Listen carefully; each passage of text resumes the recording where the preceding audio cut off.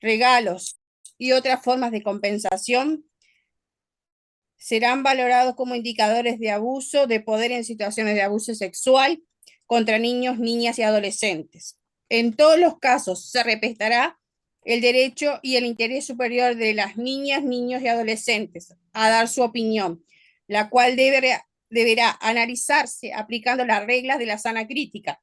No será válido utilizar argumentos técnicos para disminuir la credibilidad de sus testimonios.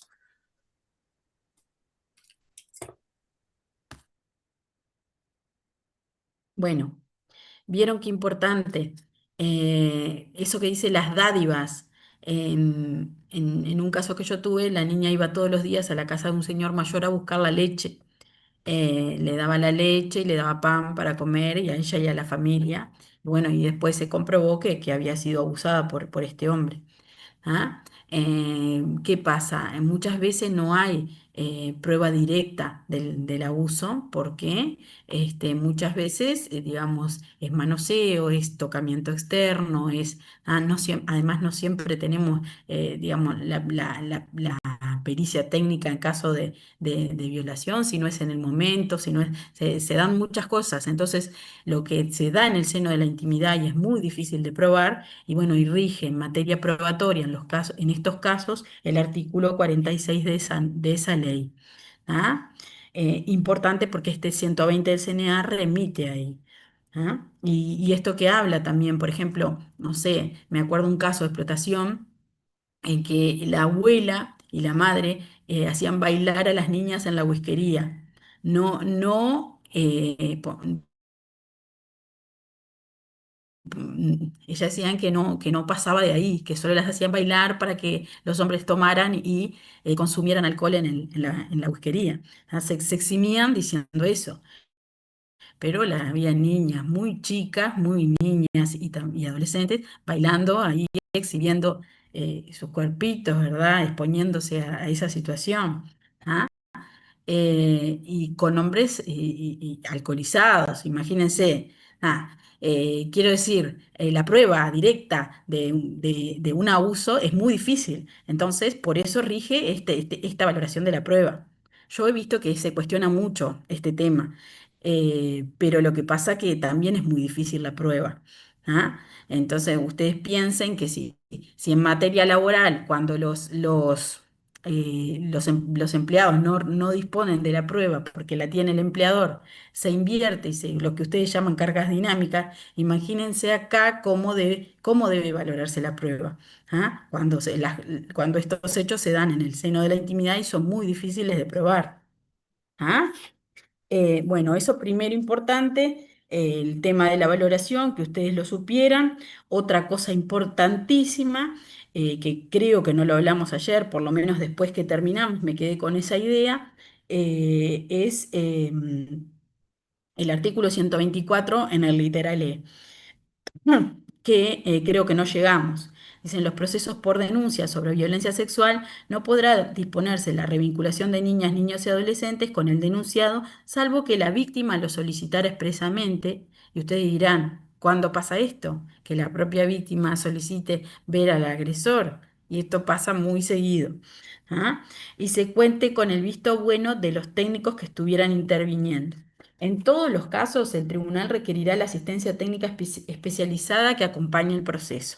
Bueno, imagínense, yo tuve un caso en que existieron informes técnicos, no, pero varios en el mismo sentido, eh, que decían que la niña había sido abusada, de hecho tenía un montón de indicios de abuso, cuando ella, en las entrevistas a la psicóloga tratante, esto fue en el equipo técnico del centro de salud, le dice que incluso acusa a su padre, eh, eh, cuenta toda una historia que él le decía que era una princesa y que se disfrazaban, y que sacaban la ropa, y con todo esto, ¿no? Y luego la niña se retracta y dice que eso era mentira, y bueno, y que quiere ver al padre.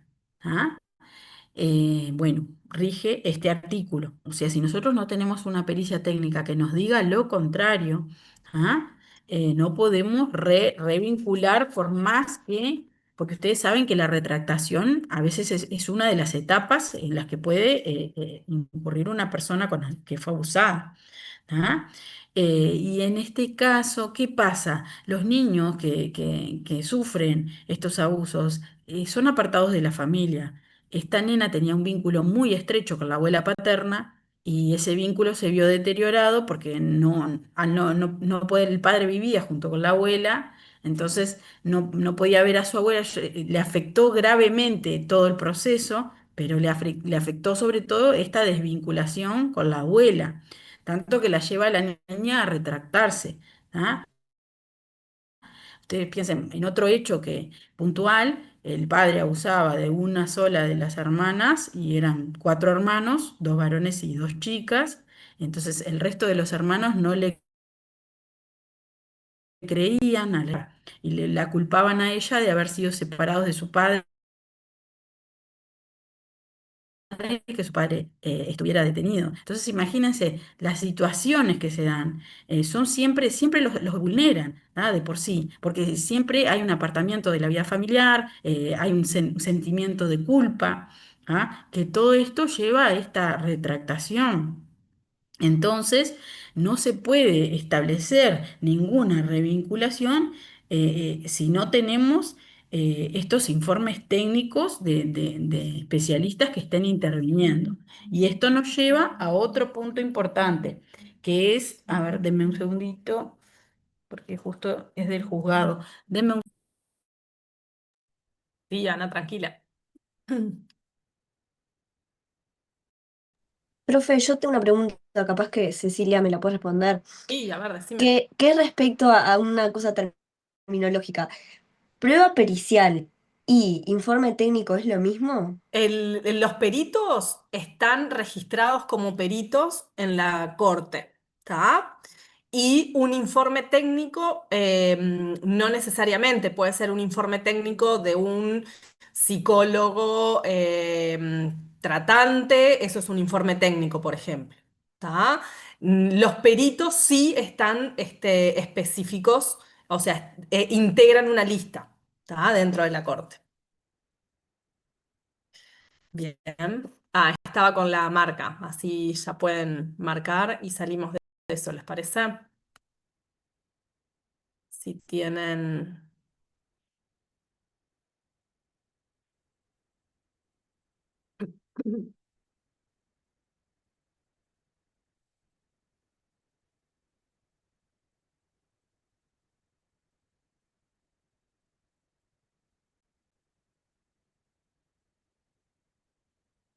Ya les quedó la marca, o sea, la habilitación.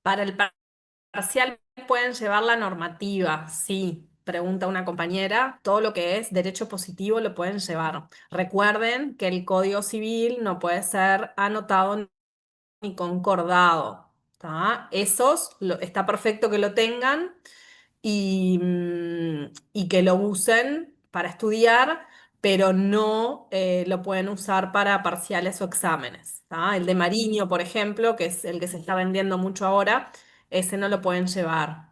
¿Tá? O sea, lo pueden llevar, no lo pueden usar. Disculpen, el artículo que hablamos era el 124 literales, porque están preguntando ahí, al 127 no llegamos todavía, que sí lo vamos a ver porque son las medidas que se pueden disponer. Profe, Eh, sí, a ver quién me disculpe, habla. tengo yo. Mari Saule. Mari Saule. Marisa. Tenía una duda sobre el caso que usted planteó que a mí se me ocurre en mi mente. Esto quería saber si está bien o mal. En el caso que la niña se retracta porque pierde el vínculo con su abuela, es el único vínculo más seguro. Y el padre, quizás que es que vive con la abuela, vive en ese hogar y por eso ya no puede tener vínculo con su abuela o algo así. Em, poniendo los intereses, el interés superior del niño y los derechos de la niña, el derecho de vivir en familia, de tener un vínculo seguro, ¿no se podría sacar a ese hombre de esa casa para que ella pueda estar con su Lo que abuela? pasó fue eso, que la niña empezó a revincularse con la abuela sin la presencia del padre, ¿tá? Y se retractó, ¿tá? La abuela la sentó en una mesa y le preguntó qué había pasado y la niña desmintió todo lo que antes había dicho, ¿tá? Pero eso, tá, le digo, yo no les cuento todos los detalles de las cosas, pero justamente sí, porque para continuar los vínculos muchas veces se hace eso. Se retira al agresor del hogar para que continúe el vínculo porque no tiene por qué verse afectado. En este caso le estaba afectando y lo que pasó después que comenzó a revincularse con la abuela fue que se retractó. Entonces ahí se empezó a analizar por qué había venido la retractación. Y la niña termina contando esto, de que la abuela le preguntó qué había pasado ese día. Y bueno, está. En ese caso en particular. Igual seguimos adelante. Yo les cuento para que ustedes se figuren todas las cosas que pueden llegar a pasar. Y esto era el 124 literal. Y bueno, y ahí volvemos al tema de la importancia de la especialización y de las pericias. ¿Ah?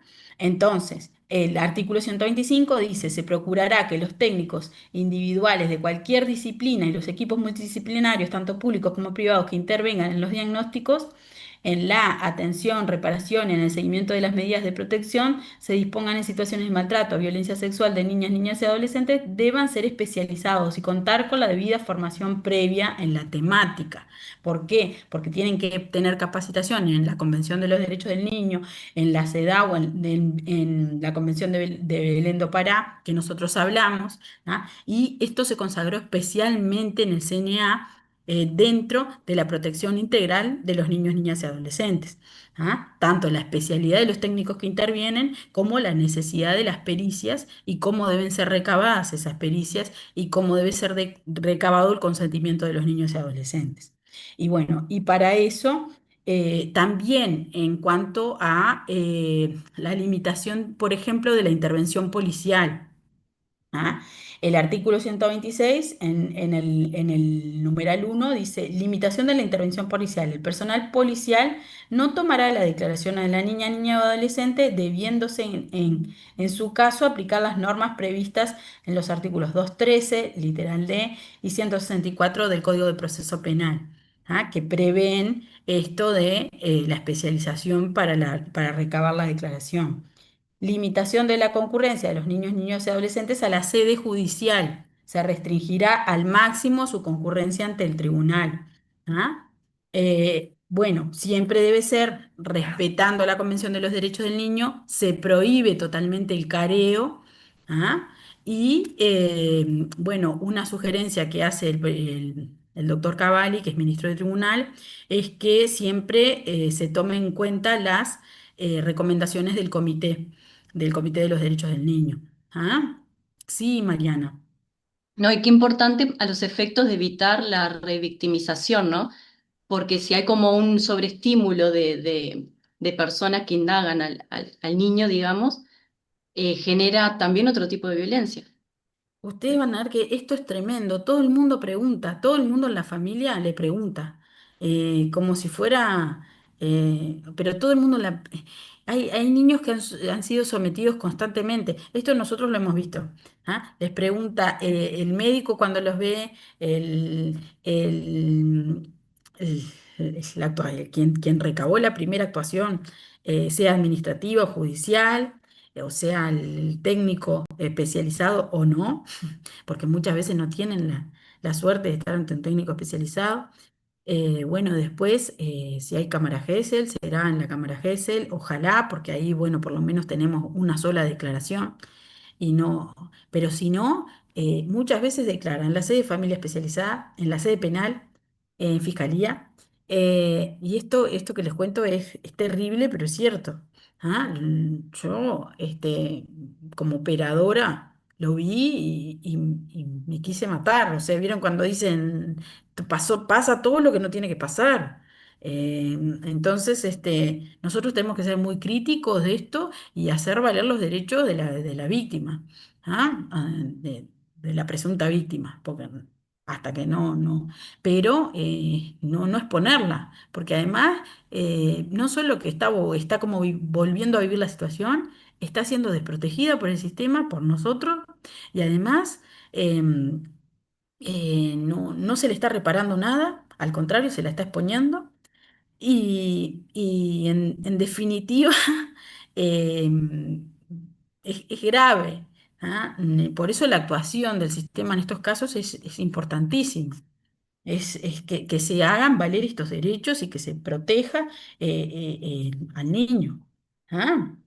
Bueno, entonces, el tema de especialización lo vimos, la limitación de la intervención de la policía. ¿Por qué? ¿Porque se considera que la policía no está capacitada? No. ¿Por qué? Porque hay técnicos especializados, educadores, psicólogos, que saben, que están justamente eh, especializados para eso. La policía trata con delincuentes, tiene que tomar la declaración de todos, ¿verdad? Del denunciante, pero trata con otro público. Entonces está bien que se dé un trato especializado. No es que se menosprecie a la policía y se piense, no están capacitados para atender situaciones de niños. No es eso. Es que de los niños se tiene que encargar personal especializado. Bueno. En cuanto a las medidas cautelares que se pueden imponer, ya dijimos que quedaba terminantemente prohibido el careo, ¿verdad? Después, bueno, y ahí vamos sí con el 127, que son las medidas que se pueden imponer en estos casos. Las medidas cautelares que se dispongan en estas situaciones tendrán como objetivo asegurar el cese de la situación de maltrato y violencia sexual, prevenir posibles represalias o amedrentamientos. Esto pasa mucho. ¿Ah? Em, si lo contás, se lo voy a hacer a tu hermana. Si lo contás, le va a pasar algo a tu familia. Esto es terrible. Dice, para prevenir posibles represalias o amedrentamientos y la permanencia de la niña, niño, adolescente con referentes familiares siempre que sea posible. Entonces, dice A, prohibición del presunto agresor o abusador de comunicarse, relacionarse, entrevistarse u otra conducta de acercamiento con la presunta víctima o denunciantes del hecho.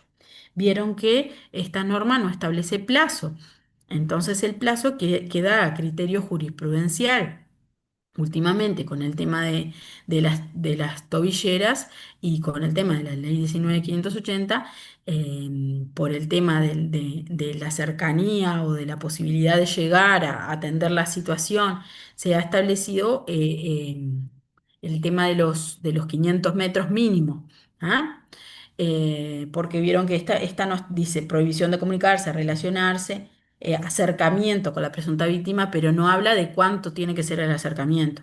Entonces, el criterio jurisprudencial establecido es de los 500 metros y se establece en 180 días, aunque la norma no establece y podría ser perfectamente un plazo menor. ¿Ah? Otorgar tenencia provisoria de la niña y niño adolescente a familiares cercanos. Y esto fíjense que es difícil también, porque uno lo está sacando de su entorno, de su familia, y a veces los nuevos tenedores no tienen ingresos pues, para soportar la carga de 4 niños, 5 niños. Porque también vamos a retirar solo a uno. Lo ideal es retirar al agresor, pero hay veces que no se puede. Y hay que proteger a los niños. Entonces, otorgar la tenencia provisoria a familiares cercanos o a otras personas quienes mantengan vínculos positivos. Decretar provisoriamente alimentos respecto de quienes estén obligados a ello. Esto siempre, porque si nosotros sacamos al niño del entorno, el nuevo tenedor tiene que pasar a administrar su pensión, y además sí o sí le tenemos, porque fíjense que nosotros le estamos imponiendo una carga que no tenía. Sí, Mari. Profe, de nuevo una consulta que me queda. Usted dice que no se, a veces hay casos en los que no se puede retirar al agresor. ¿No se supone que como que se tomaría una medida de llevarlo preso o algo así? ¿O no? Porque capaz que no, con la misma medida ya no estaría ¿Qué en el hogar. pasa? El juez de familia no determina la condena del agresor. Ustedes saben que eso se encarga la Fiscalía Penal digamos, delitos sexuales. Entonces, obviamente el juez de familia que impone todas estas medidas y que protege a los niños, lo que hace es comunicar todo y mandar el testimonio del expediente a la Fiscalía. Pero la Fiscalía no es que inmediatamente lo va a detener y va a resolver todo. Hay pericias, hay citaciones, entonces a veces se torna realmente complejo y solucionar esto porque a veces hasta en el barrio es como en la vecindad. Imagínense ustedes en el interior, en lugares chicos, que que los vecinos ya saben que algo está pasando en esa casa, que vino la policía, que se llevó los niños, que se los dio a la abuela, ¿entienden? Entonces se genera toda una situación compleja. Lo ideal, como les dije, es el poder retirar al agresor. Bueno, ideal también sería que fuera detenido y ya se hiciera todo el proceso, pero lo cierto es que en la práctica muchas veces esto no sucede así. La fiscalía tiene sus tiempos y el juez tiene la obligación de proteger a los niños. ¿Ah? Entonces nosotros tenemos que evitar cualquier tipo o incluso hasta que lo vea por el tema de la influencia, hasta que vea ciertos familiares que pueden tomar partido, porque esto pasa en la familia. Hay familiares que toman partido por el agresor, porque no creen que algo sucedió. Entonces esto es difícil porque los expone a los niños y sucede esto de la retractación y nosotros tenemos que evitar que eso suceda. Bueno, Valerie.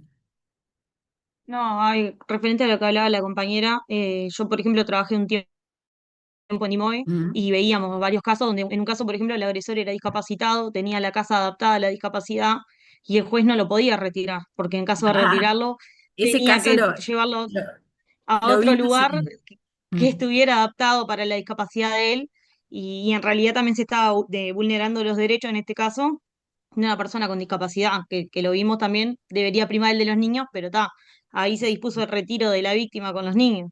Y después me pasó otro caso donde el agresor estaba cumpliendo prisión domiciliaria por otro delito penal y tampoco se lo podía retirar porque tenía ese domicilio Tenía la establecido en prisión, Osla. tenía denunciado ese domicilio para la prisión Tenía domiciliaria. ese domicilio en la sede judicial y no se lo podía retirar, entonces hubo que lo mismo, también retirar la víctima con los niños. Que es terrible, ¿no? No es lo que debería pasar, pero es lo que realmente casi siempre pasa. Entonces, esto que contó la compañera es así. Yo ese caso leí la sentencia. En una jornada de violencia y discapacidad la pusimos de ejemplo con una compañera. Y sí, él tenía la casa adaptada para la silla de ruedas y entonces, y sí ejercía violencia hacia la madre de los niños y hacia los niños, y bueno, y no se lo podía retirar del hogar y hubo que retirar a la señora con sus hijos, imagínense. Y de ahí que tenemos dos, como dice la compañera, tenemos dos, porque nosotros lo que estamos acá es viendo derechos de personas vulneradas. Estamos viendo dos personas vulneradas. Y como dice la compañera, capaz que no era lo más fácil ubicar a la madre con los niños, pero ¿dónde ubicamos un discapacitado? Y en la vida real nosotros nos enfrentamos con esas situaciones. Disculpen de nuevo, otra vez desde el juzgado, los dejo un segundito y ya continúo. Cecilia, yo te puedo preguntar algo a ti, quizás. Sí, podés, no sé si lo puedo responder, pero vemos. Claro que sí va a poder. A ver, Porque me queda una duda también. En estos casos, por Sí, ejemplo, cuando se hace una denuncia por violencia de género, sí. es como como muy inmediato en algunos casos donde sacan al hombre, por lo general el hombre, porque es el más predominante, Ujú. sacan al Sí. hombre del domicilio, aunque sea su casa, por ejemplo. En estos casos donde los niños creo que tienen derechos más, a ser más protegidos, no suele pasar eso igual, ¿no? Bien, O quizás primero, hacer por ahí la denuncia. Por... un poquito que se te corta y me costó ahí entender alguna cosita en el hilo. Primero que nada, siempre que hablamos de violencia de género, es de un hombre hacia una mujer y, como van a ver después, el día que estén con la doctora Morales, también se incluye a los niños y niñas y adolescentes, obviamente, ¿está? A los niños varones también, ¿está? Eso lo van a ver después específicamente con la doctora Morales. Pero siempre que hablamos de violencia de género es de varón hacia mujer, ¿tá? Puede ser violencia doméstica también. Por lo cual, de todas formas, igual, siempre con el tema de violencia se hace la denuncia y como medida, dentro de las 24 horas se tiene que, ahora te respondo, Daniela, siempre se tiene que tomar una resolución, ¿tá? No entendí bien cuál es la pregunta porque un poquito se te cortó ahí, pero tú planteabas que por algo de las 24 horas. No, porque yo, ¿ahora se me escucha bien o Sí, no? ahora te escucho bien. Sí. Que me genera la duda que en los casos de violencia de género, cuando la mujer denuncia, en excepciones, Ujú. pasa que se retira muy automáticamente al hombre del hogar, cuando es él el agresor, ¿verdad?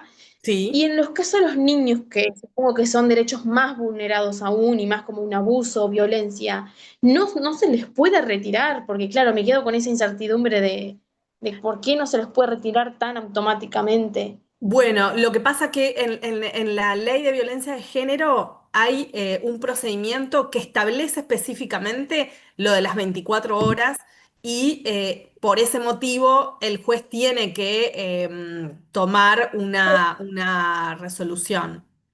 No sé si alguien habló. ¿Romina? Quizás entonces en este caso, El amigo de alguien de ahí. No. Esperen que Tiene silencio. tiene alguien el micrófono eh, abierto.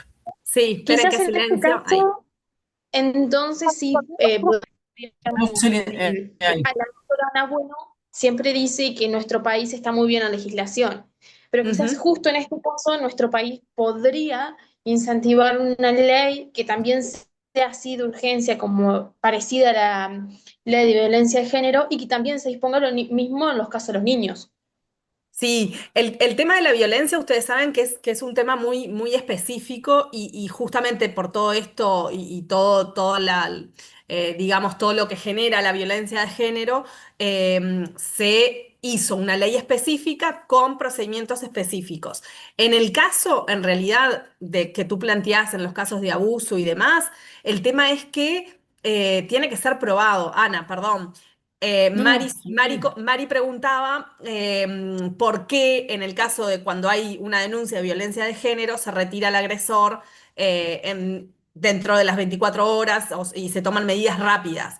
Y por qué en el caso de cuando hay personas vulneradas menores no hay, digamos, un procedimiento o un retiro inmediato del No, agresor. eso no es así. O sea, en general se retira muchas veces el agresor. El tema es que hay una casuística, hay resto de la familia, hay un montón de... Hay niños que, o sea, tampoco es que se los puede institucionalizar, ir a meter a una institución así nomás. Necesitamos buscar familiares o personas de cuidado. Es más fácil retirar a un agresor del hogar, ¿tá? Que proteger a los niños, es la verdad. Hay circunstancias que son más fáciles que otras. Y muchas veces Lo ideal en es los siempre casos. retirar al agresor.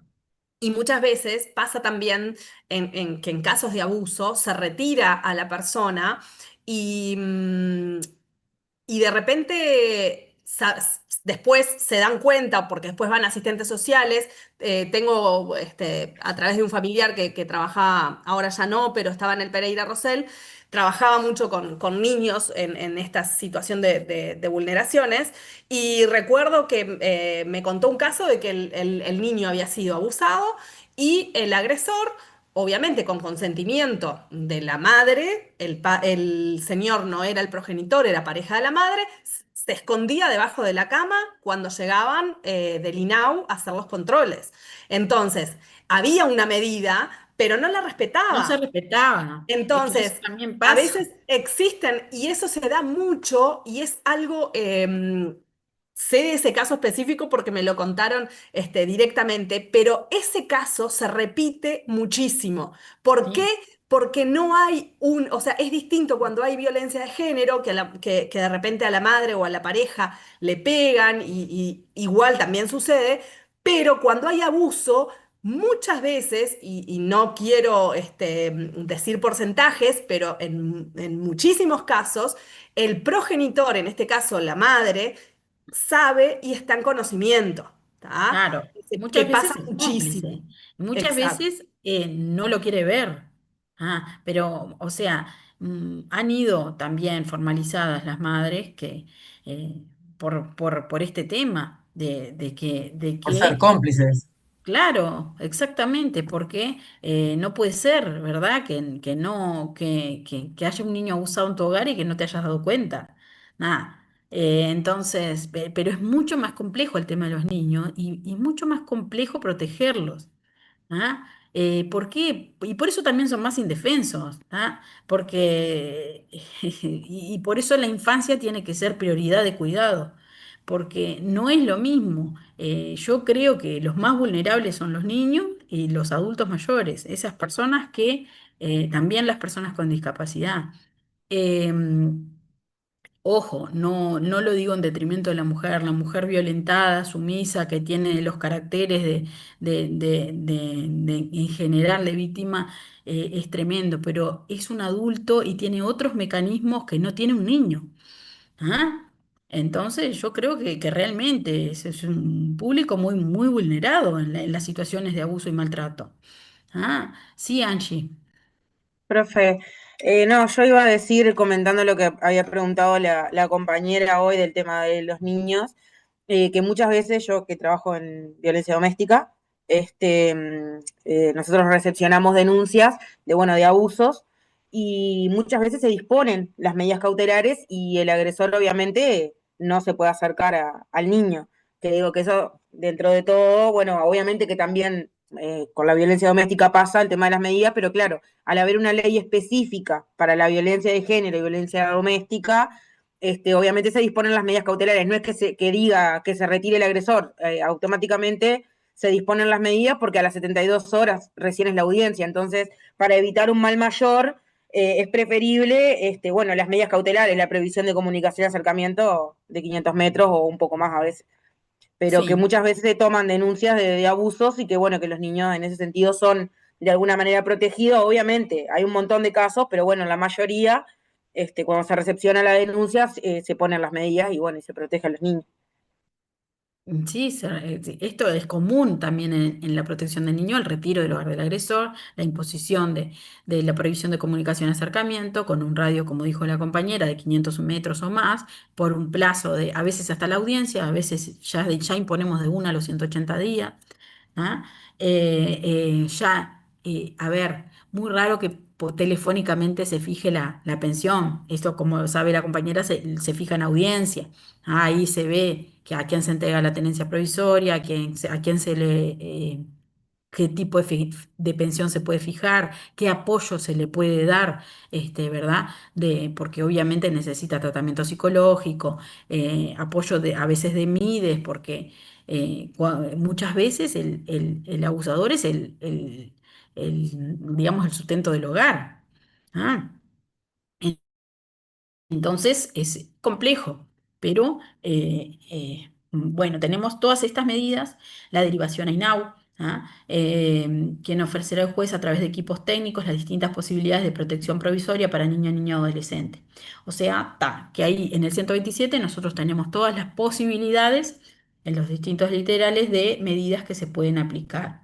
Después el 128 nos habla de las pericias. Dice, las pericias se realizarán por los técnicos especializados. Otra vez volvemos a la especialización.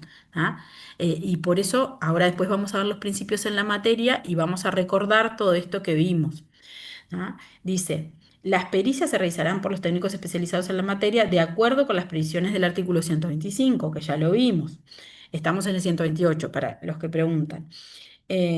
Dice, únicamente cuando resulten imprescindibles y siempre que no existan otros medios de prueba que permitan acreditar los mismos hechos y que no se centren en la persona de la niña, niño o adolescente.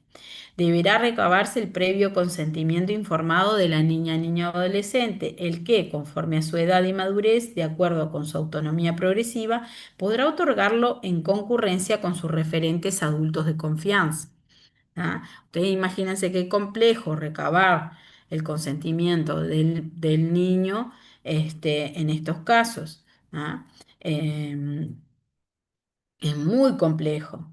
En los casos de violencia sexual, para la realización de los exámenes físicos u otras acciones que afecten su privacidad o intimidad, las niñas, niños y adolescentes tienen derecho al acompañamiento. Esto ya lo habíamos dicho. Así como tienen derecho a ser acompañados en la audiencia o cuando son, em, cuando son cuando se recaba su declaración por personal especializado, tienen derecho a ser acompañados a los exámenes médicos o al psicológico con una persona de su confianza. Muchas veces los niños no quieren entrar o no quieren, y bueno, y los técnicos se van ganando su confianza, pero muchas veces van acompañados con esta persona y está previsto expresamente en el 128. ¿Por qué? Por esta protección integral de la que hablamos, por esto que nosotros llamamos doctrina de la protección integral de los derechos de los niños, niñas y adolescentes, que está conformada, como ya vimos, por los tres principios fundamentales. Y todo esto, yo sé que soy pesada con eso, pero es para que les quede grabado. Y acá vemos nosotros cómo la ley hace para aplicarlo, para aplicar estos principios, para protegerlo, para lograr esta protección integral, que como les dije, bueno, es un ideal y nosotros tenemos que aspirar a esto, al deber ser. Bueno, después tenemos el 129 que habla de la atención inmediata y reparación del daño, de las denuncias que se presenten en las conductas previstas en el artículo 123 y siguientes de este código. Se dará conocimiento al organismo estatal competente en materia de protección a la infancia, que coordinará los servicios públicos y privados necesarios para la atención inmediata de las niñas, niños y adolescentes. Se comunica a CIPIA para que le dé toda esta protección, ¿verdad? Los referidos servicios deberán asegurar como mínimo los tratamientos médicos necesarios para revertir las secuelas físicas si las hubiera, intervenciones psicológicas que, como nos dijo el compañero el otro día, un atraso a veces el compañero nos dijo para el psicodiagnóstico de 8 meses, pero yo he visto de años en caso de abuso sexual y con el juez intimando a que se realice constantemente imagínense, o sea, em, la intervención psicológica y abordajes psicoterapéuticos y eventualmente también para su familia o entorno protector tendientes a la reparación de los daños causados y el restablecimiento de sus derechos vulnerados. Bueno, más o menos ahí nosotros vimos el pantallazo general de todo lo que es vulneración, para ahora en los minutos que nos quedan ver el tema de el amparo en materia de familia. Entonces, si nosotros tuviéramos que definir estos principios, definir, no vamos a nombrarlos nomás porque no nos da para definirnos, pero ustedes han visto su aplicación y es fácil de darnos cuenta.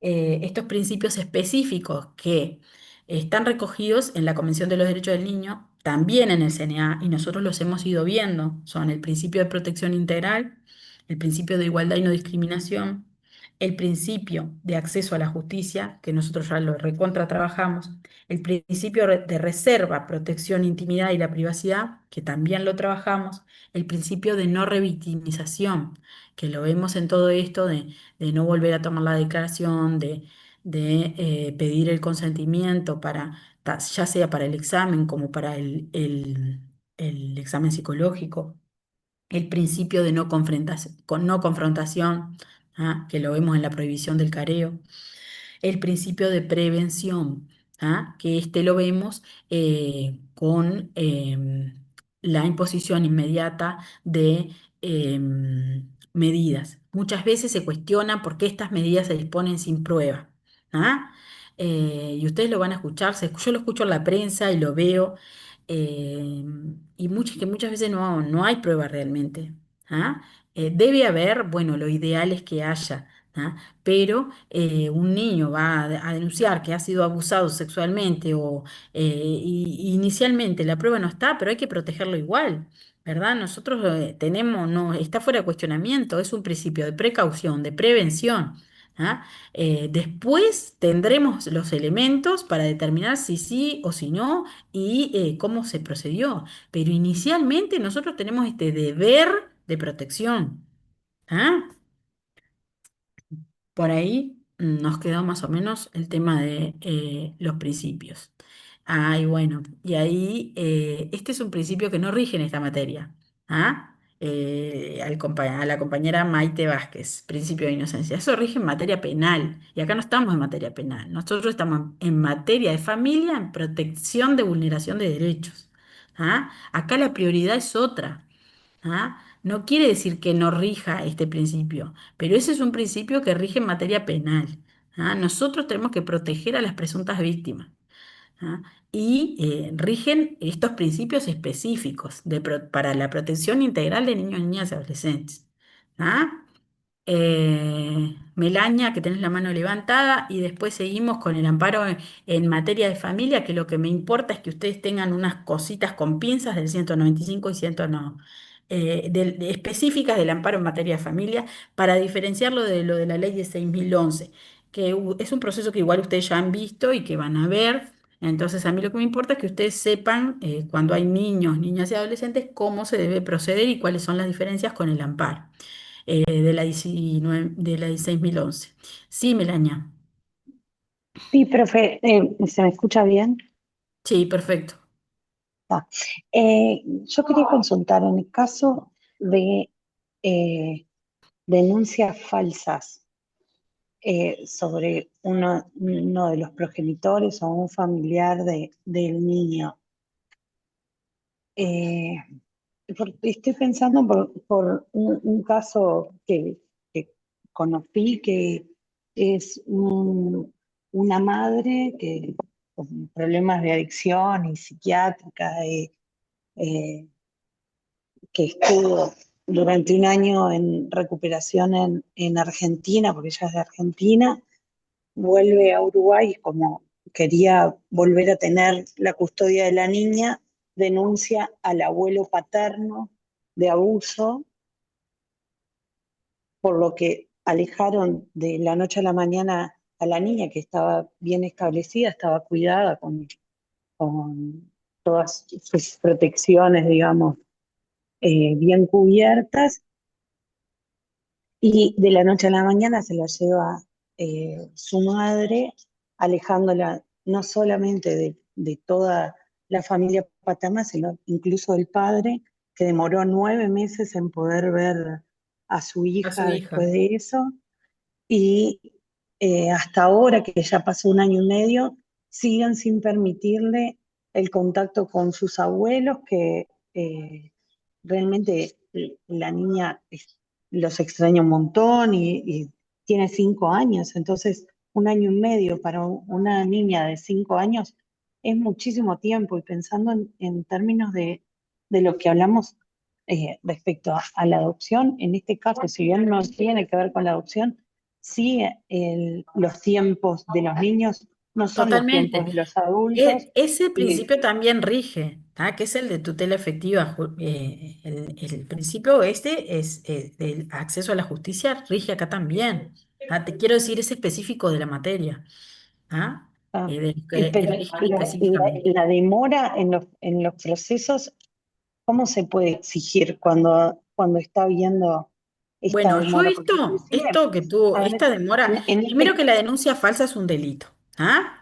ah, Esto es lo que yo tengo para decir de este tema. ¿Hay denuncias falsas? Sí las hay. ¿Ah? Si ustedes me preguntan si son la mayoría, bueno, considero que no. ¿Ah? Considero que es mucho lo que causa en una familia y en un entorno y para el niño o en las un abuso como para denunciarse así nomás. Y no todo el mundo está mal de la cabeza como para denunciar algo así, que tan grave, falsamente. Pero sí las hay, ¿tá? Si las hay, es un delito y como tal debe ser penado, ¿verdad? Le está causando un daño, digamos, si se comprueba, ¿verdad? Que esto es una denuncia falsa, un daño terrible a la niña, imagínense, la apartó de su núcleo familiar, de sus padres, de sus abuelos paternos y de, bueno, yo lo que atribuyo ahí es a la falta de equipo técnico, ¿verdad? De pericias, de por qué inmediatamente hay que evaluar ahí qué está pasando, si efectivamente fue abusado o no, y restablecerle sus derechos. ¿Ah? Me parece que pueden estar faltando informes técnicos para tomar una decisión. Me Aparentemente explico. los informes técnicos recién hace poco llamaron al padre de Inau para realizarle Eso es otra como cosa. una... INAU tiene una demora brutal. ¿Ah? Bueno, ITF también tiene demora, porque ustedes saben, las pericias de estas no son así nomás. Requieren más de una intervención con el niño. ¿Y qué pasa? Esto es lo que yo hablo de hacer la ley y de implementar la ley. ¿Ah? Si nosotros queremos mejores tiempos procesales, en vez de discutir leyes, tenemos que implementar equipos técnicos que puedan cumplir con los plazos procesales. La forma de garantir es que rápidamente tener certezas de si existieron los abusos o no. Y para eso es equipo técnico. Trabajo con el niño, niña o adolescente. Y es la única forma de restablecer sus derechos, ¿sí? De saber si realmente ha pasado algo o si se la está apartando de su núcleo familiar sin razón alguna. es Ah, que más allá de que esta mujer pueda después ir presa o no sé cuál es la consecuencia de la denuncia el falsa, daño que le está haciendo eh, hoy es irreversible, totalmente. eso es lo que estoy diciendo. Realmente lo que pase con ella no me interesa tanto Entiendo, como que se entiendo. le restituya el derecho a estar con su familia, la niña. Entiendo perfecto, Melania. Juan Pablo Nam. Perdón, sí, cortito, cortito para no sacarle tiempo. Usted sabe que hace una semana, una cuestión de una semana, entró un caso bastante similar que le hicieron entrar por denuncia de la 19.580 y la Mm. madre dijo que le pegaba a ella y le pegaba al niño.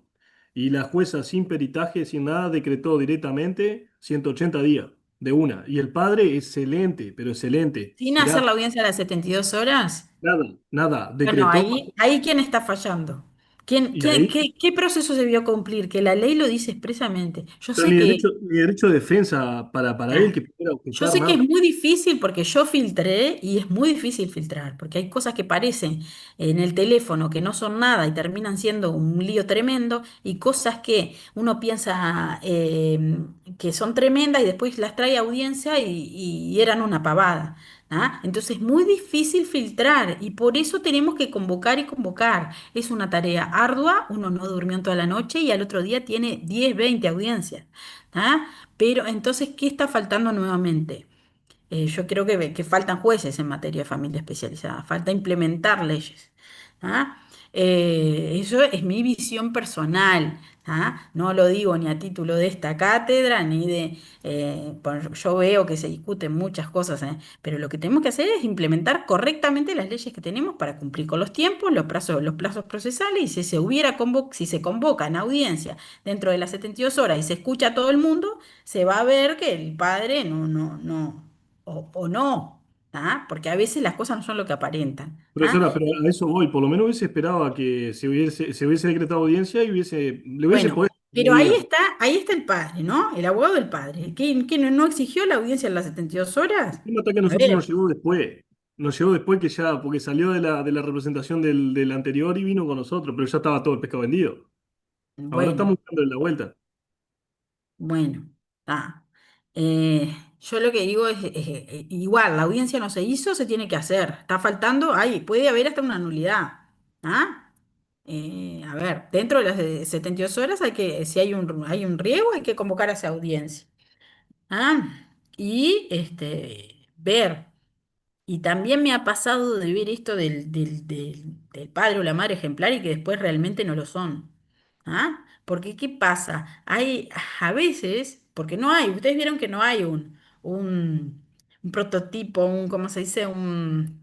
No me sale ahora, eh, Protocolo. no, Un perfil, profe, un un perfil. perfil. Bien, bien, gracias por la palabra. No hay un perfil de abusador. ¿Ah? Y a mí me ha pasado de no poder creer y de comprobarse. En uno de los casos que yo tuve, ¿ah? La madre había abandonado a los hijos, se había ido a otro departamento con una nueva pareja, dejó a los 4 hijos con el padre los criaba, se hacía cargo, responsable, todo. Todo el mundo en la vecindad, esto fue en el interior, decía que era un padre ejemplar, ¿ah? Y cuando se le hacen los estudios a la niña que denuncia que el padre la abusaba, la niña tenía HPV. ¿Ah? Entonces, y además es este caso que les conté que abusaba solo de una de los niños. ¿Ah? O sea, no, y además les digo, todo el mundo lo defendía, no solo en la familia, en el barrio, ese caso causó una repercusión social y como ese he visto otros. Entonces, realmente a mí me hizo pensar esto y reflexionar en esto que me decían en los cursos, de que no existe un perfil de abusador y que puede existir, puede ser cualquiera. ¿Ah? Entonces, muchas veces aparentemente no, pero y me ha pasado con madres también. ¿Ah? Entonces, como que es difícil, es un tema difícil. Sí, Mariana, y seguimos con pues yo sé que es un tema apasionante y que todos queremos cambiar el mundo, pero nos queda un poquito del amparo para que les quede completo el tema de la protección de la vulneración. Sí, Mariana. No, aportando a esto que tú decís, digamos que es característico, ¿no? Esto de la seducción, eh, parecía amoroso, pero son rasgos característicos de, del perfil psicopático, digamos. Sí, pero el perfil psicopático, no del perfil abusador. Yo le digo porque le hice el curso de la UNICEF y nos enseñan esto mismo, que no hay un perfil en sí. Eso podría ser cualquier tóxico, digamos. Quiero decir, y además que todos, tampoco es que todos tenemos nuestras toxicidades. Entonces es muy difícil el tema. Y además, esto yo también lo he visto en violencia. O sea, todo el mundo dice, ay, no sé, la mujer lo denunció por violencia. Y él trae el dinero a la casa, es buenísimo, ¿no? ¿Y qué sabés qué pasa dentro de la casa? Entonces es tremendo el tema de la visión social. Y además que muchas veces el agresor es buenísimo con su entorno y con los de afuera y es malo con su familia. Entonces, no. Y esto de que realmente yo creo y estoy convencida que no existe un perfil porque me sorprendí muchas veces de quién era el abusador, ¿verdad? Sí, Angie. Profe, perdón que Sí. interrumpí. No, está bueno Que porque en tú también realidad trabajas en la materia y es otra visión. Sí, es que eso iba a decir, que en realidad se conoce al hombre cuando le estás tomando acta solo en el box, que te vomita todo, por así decirlo. Porque aparte hace cada comentario que realmente te das cuenta que sí ejerce violencia. Ahí te das cuenta. Bueno, y ahí hay otra cosa que dijo la compañera, eh, el solo en el box, el tema de no tener la mirada externa y que se empiezan a despachar y bueno, y ahí, o cómo reacciona también ante el juez que dice, se cree que está diciendo y es tremendo. Bueno, En eh, esto, Ana, de los agresores y las víctimas, también a nivel internacional es un concepto que se maneja, que no hay un perfil típico de agresor ni hay un perfil típico de víctimas.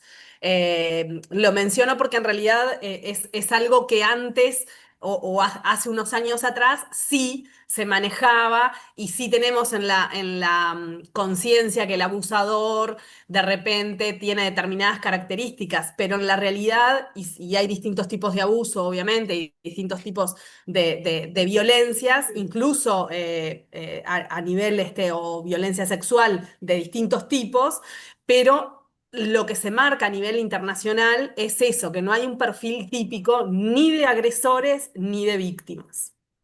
Solo como bueno, comentario. por ahí quedamos. Yo estoy convencida, me convencí de eso en la práctica, que era cierto, y que puede ser cualquiera. Bueno. Sí, yo en realidad, porque el año pasado con el Congreso que hice todo el estudio a nivel internacional era de abuso sexual, pero era específico en realidad relacionado al turismo, también se maneja eso a nivel internacional respecto del abuso sexual. Bueno, cambiamos un poquito de tema, pero no tanto. Vamos a ver el amparo específico en materia de familia y vamos al CNA. Bueno, ustedes ya lo vieron capaz en procesal, el amparo de la ley 16.011, sí.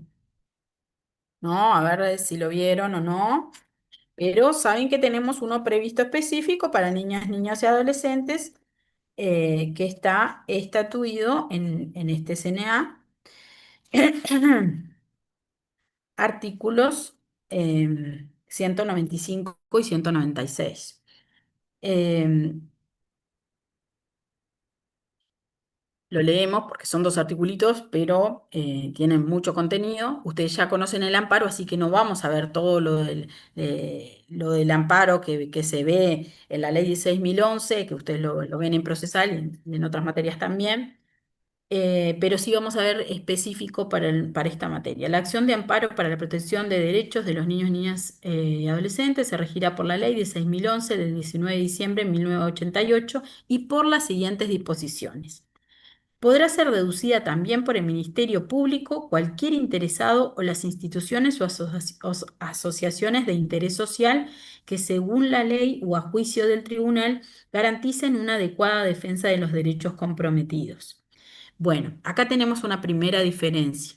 Ustedes saben que en el amparo de la ley, primero, vieron que el amparo, por más que no existiera la 16.011, y de hecho antes de que existiera, igual se podía promover por el artículo 7, 72 y 332 de la Constitución, ¿ah?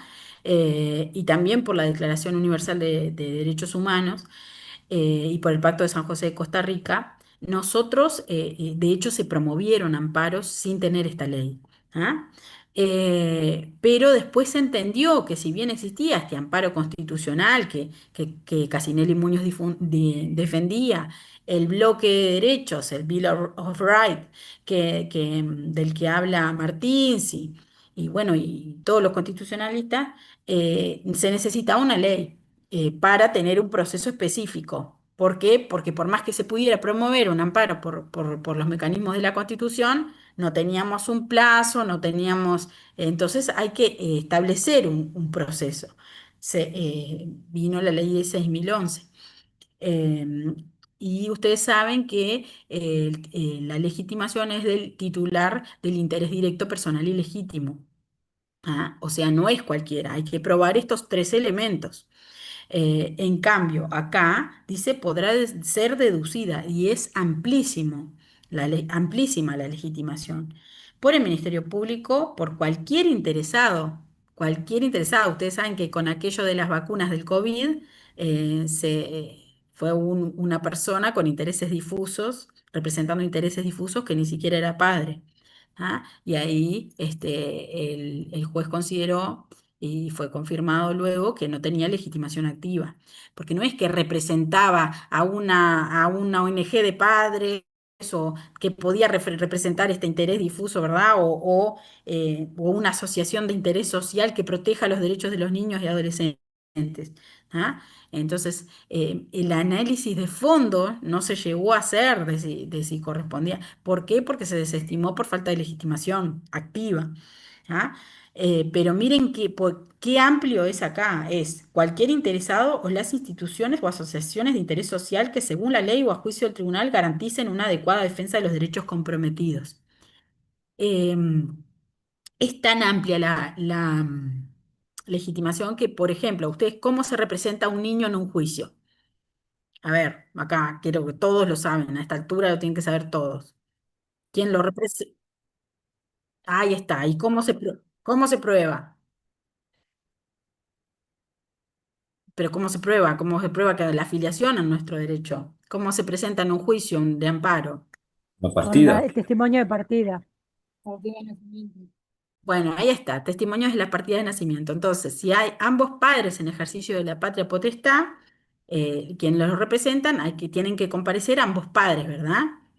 En casos de amparo se ha admitido que comparezca solamente el padre tenedor. ¿Ah? ¿Por qué? Por la particularidad del amparo. Si es un niño que está internado, está en la Pérez Escremini es del interior, el padre está trabajando allá en Salto o en Tacuarembó o en donde sea, y el niño está acá internado con la madre y la madre va a comparecer al juicio, no se exige mayormente la liquidación. En la legitimación. En cualquier otro proceso se le va a observar, va a decir, deben comparecer ambos representantes en ejercicio de la patria potestad.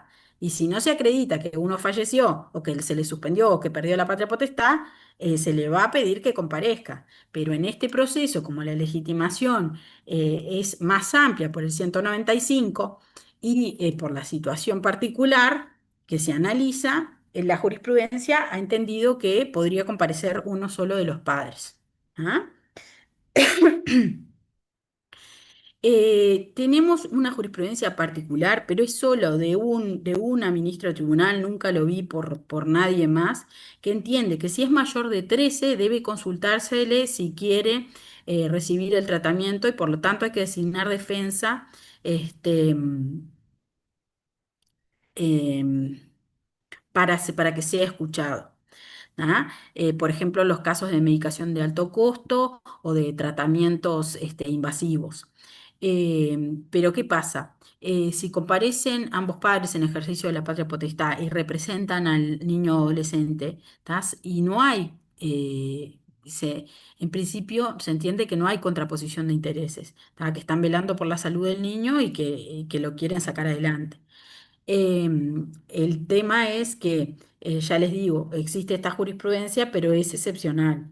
Es todo un tema, el tema de los tiempos, porque ustedes imagínense en un proceso que se convoca a la audiencia para dentro de 72 horas y que hay que notificar a los demandados y citar testigos, todo, y resolver en 24 horas. Es difícil también, y muchas veces los niños, los adolescentes están internados en situaciones graves, es difícil designarles defensas, poder escucharlos. Entonces, muchas veces no se es tan exigente con el tema y así, bueno, lo han entendido los tribunales y creo que es medio unánime ahora, excepto por esta posición en particular. Dice, entonces, en primer término, esto de que la legitimación es mucho más amplia eh, y el Ministerio Público se ha presentado en casos de intereses difusos, INAU también, eh, y bueno, instituciones también, instituciones de interés social. Dice, procederán todos los casos excepto que exista un proceso jurisdiccional pendiente, presumiéndose salvo prueba en contrario. em, que los otros medios jurídicos de protección resultan ineficaces. Esto es otra gran diferencia con la ley de 6011. En la ley de 6011 nosotros tenemos que probar que se agotó la vía administrativa previa, ¿ah? O la vía judicial, o sea que la vía previa al amparo se agotó, ¿ah? Y en caso se presume, ¿ah? Salvo por prueba en contra, que los otros medios de protección resultan ineficaces. O sea que, si bien la presunción simple que admite prueba en contrario, se presume, cosa que gran diferencia con la ley 11. Después dice, debe ser promovida dentro de los 30 días a partir de la fecha que se produjo el acto, hecho u omisión contra el que se recurre, serán competentes en razón de la materia los jueces letrados de familia. Esta es otra diferencia, que en la ley 6011, bueno, va a ser competente el juzgado letrado civil o el juzgado de lo contencioso administrativo. Bueno, y ahí el 126 dice, amplíase la defensa de los derechos de los niños y adolescentes en las previsiones del artículo 42 del Código General del Proceso. Y si quieren ya leemos el 42 para cerrar, pero es esto que les hablé de los intereses difusos.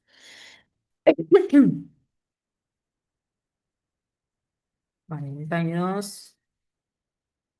Representación en caso de intereses difusos. En el caso de cuestiones relativas a la defensa del medio ambiente, de valores culturales o históricos y en general que pertenezcan a un grupo indeterminado de personas, o sea, ustedes ya lo vieron, es cuando este artículo 42 que tiene poca aplicación en la vida práctica, pero que yo lo he visto en alguna situación en particular. Lo vi en Maldonado cuando hicieron un amparo por una fiesta electrónica por ruidos molestos y el que se presentaba lo hacía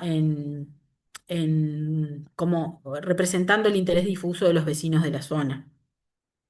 Y también aludía a este... yo el interés difuso lo acepté. Eh, entonces, se desestimó el fondo, pero la legitimación era correcta. Eh, la, le- La legitimación era correcta, porque él sí representaba a los vecinos de la zona. El tema también era una contaminación sonora por el medio ambiente, y hay todo un tema, vieron eso ahora con las fiestas electrónicas, que ya no se hacen con todos los... y bueno, ustedes vieron que Punta del Este es un lugar de turismo y vienen a descansar, y bueno, y pagan mucho dinero por estar ahí, y les hacen una fiesta electrónica en el jardín de la casa, más o menos. Entonces ahí... De ahí, bueno, ahí está, como siempre. El tema es que sí se vieron como un interés difuso. Para mí la legitimación estaba bien y está aprobada, se desestimó el fondo. En este caso, me acuerdo que el tribunal confirmó y confirmó también el tema de la legitimación. Pero esto que estoy hablando fue hace millones de años en José Ignacio, capaz que en el año 2014 o 2015, o 2014 por ahí, cuando que eran las primeras fiestas, ahora ya está con más aceitado el tema. Bueno, entonces el artículo 100 del CNA, como que regla 42 y lo amplía como que se puede representar un interés difuso. Estamos por acá, quedamos y quedan ahí las diferencias son pocas, básicamente son tres, pero son Ana, importantes. ponen en el chat el tema de las fiestas clandestinas en la pandemia. Ahí era lindo. Esa situación Claro. distinta porque habían otras cuestiones, bueno, de Ahí seguridad. es distinto porque Claro. había una norma de Grupos salud, distintos. ¿no? Ujú. Que evitaba, Interés general. aunque, exacto, pero también eran al aire libre, ¿no? Hubo un tema y yo No, pero ella, la compañera lo que decía eran las fiestas clandestinas que se hacían en la pandemia, donde se escondían en una casa y se hacían fiestas eso es terrible, si era de cerrado era terrible. aglomeraciones. Yo me acuerdo que en Pero un momento los vecinos se quejaron, pero eran en una plaza, en un lugar abierto y no, bueno, no. a ver, Claro. los jóvenes en una situación así, algo tenían que hacer. Era muy difícil. No, no, no, pero bueno, estaba prohibido la reunión social interna, ¿verdad? Pero me Exacto, a eso se acuerdo refería la que compañera. se presentó en un barrio, que no me acuerdo si fue Punta Carretas o Positos, se presentó también este tema de que se Ujú. reunían en una plaza, en un lugar público era. Claro. Entonces, porque era al aire libre, está bien, busca una forma de... Y ahí en su momento que no había, digamos, vulneración de un derecho, pero no tiene nada que ver con la clase de hoy, ¿no? Bueno, Es verdad. bueno, llegamos a un punto. Era en el Parque Rodó, pone ahí, para que sí, puede ser, ya no me acuerdo. No fue hace tanto, ¿eh? Bueno, Pero ya. por suerte no lo tenemos tan presente. No, es cierto. Estamos por acá. Preguntas. Y si no, ¿Puedo? no Sí, sé cómo estamos de hora. Son menos 10:50. 5. Estamos bien ahí más o menos. Sí, Que igual se el que quiera Profe, puede darse. en el caso, a mí me quedó la duda. Pero marcaron hoy, al final, capaz marcaron Sí, cuando sí, hablé sí, por sí, teléfono. marcaron, Perfecto, marcaron, sí. Sí, perfecto. sí. Sí. ¿Se supo la verdad en el caso de la niña? ¿De cuál niño? Del que trajo usted, de la niña que se arrestó de su educación inicial. Las milicias después dieron que no había sido abuso. No, al menos que esa realidad hubo, listo. Esa niña, ese caso fue terrible, porque la niña tenía todo, tenía hasta así todo que uno lee y ve las cosas de que pasaba la niña. O sea, sí, lo que determinaron es que sí hubo un abuso, pero que no fue de otro familiar. Terrible, igual de mente Sí, terrible, pero está. Pero por lo menos no era el padre que quería ver.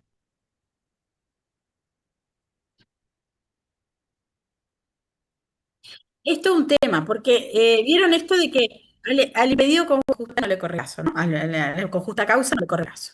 Yo no tengo pericias para resolver, ¿cómo hago? Porque estoy en contra de los jueces que tienen que resolver, y sí, pero si no tengo los elementos, si pido pericias y no se hacen, si no tengo la seguridad si fue usado o no, lo voy a volver a exponer ¿ah? El tema de los plazos, el tema del acceso a la justicia, también contado con el tema de la protección. ¿Ah? El que permanece ¿no? Es garantías versus plazos. ¿Ah? Los jueces corremos con esto. ¿Ah? Eh,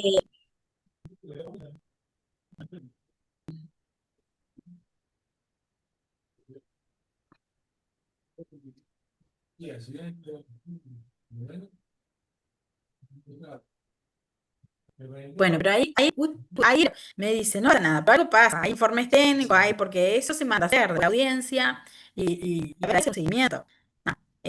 No sé, no, y todos 180 días, pues las medidas caducaron las medidas, ya no tiene medidas. Y bueno, Pero si tú miras expediente, bueno, pero no hay nada. si caducaron las medidas y no hubo episodios de violencia y no hubo cumplimientos, ya está, o sea, se va a dar. Presumo que los informes técnicos evaluatorios dieron bien. Ah, si se hicieron, porque muchas veces sé que no van a hacer, se extinguen las medidas, no pasó más nada. El compañero creo que, perdón que interrumpa, capaz que el compañero se refiere a que no pasa nada en el sentido como que esa denuncia quedó ahí flotando, como que sobre las medidas, como que no pasó nada en el sentido que el hombre se fue de la casa y que no, como que se descubrió si era o no, ¿a eso te referís, Bruno? Recién Eso ahora es lo que entendí. refiere, claro. Ya entendí. Él refiere lo que vulgarmente se llama el retiro express, digamos. El desalojo express, le decían en un momento. Que se denunciaba para retirar a la persona del hogar y que en realidad encubría un desalojo rápido. Bueno, eso hay que ir a probar. ¿Ah? Y tiene sucede. elementos. Hay mil cosas para hacer. El tema que yo veo que en la práctica no se hace. Pero hay la demanda de daño, hay infinidad de cosas para hacer. El tema es que yo veo que en la práctica no se hace, no se utilizan los mecanismos legales que existen para defender los derechos de una persona también es vulnerada si realmente no fue agresor. ¿Ah? No, Bien. por favor. Sí, Ezequiel. Profesora, buenas tardes. Me quedó medio claro la diferencia. Es la ley de amparo, la ley de 16.011 y el amparo previsto en el 095. Bien. Y usted ha dicho, en cuanto a la legitimación de diferencia, el pago y la La ampliación de la legitimación, la competencia y la presión de que, exacto, de que no hay que agotar la vía, de que, de que, de que, de que, es- de que Perfecto. los medios jurídicos de protección existentes son